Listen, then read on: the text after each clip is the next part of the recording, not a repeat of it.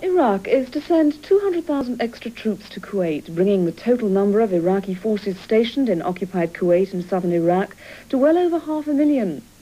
The reinforcements were deployed despite a weekend proposal by Iraqi President Saddam Hussein to release all hostages by the end of March next year in return for a promise of withdrawal of Western forces.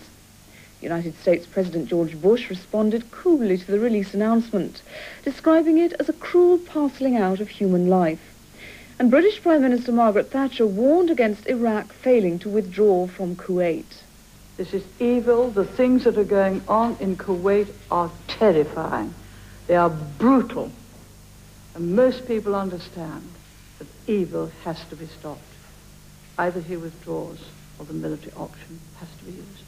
I hope as soon as he understands that he cannot prevail, that he will do that which he did in Iran, 180 degrees and heads north. That's what he ought to do.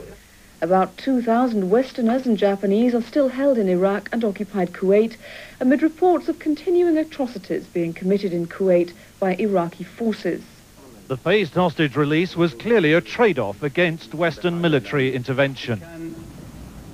Say all the guests can leave Iraq if we have assurance from Bush that he don't attack Iraq.